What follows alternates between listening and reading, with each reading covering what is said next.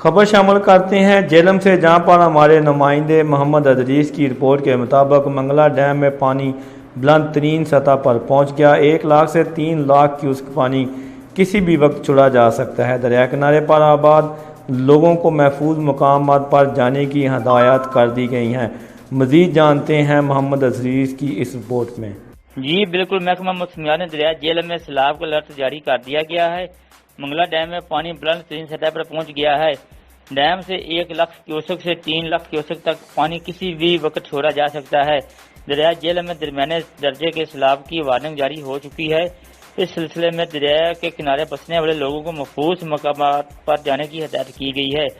Rescue टीमों ने सैलाब से लोगों को निकालने की तैयारियां मुकम्मल कर ली गई हैं और फ्लड रिलीफ मेडिकल कैंप भी लगाए जा चुके हैं, जबकि पंडोरी, रांझा मेरा, पिंडी, खैरा, चक दौलत और बेला में रहने वाले लोगों को अलर्ट रहने की हिदायत की गई है।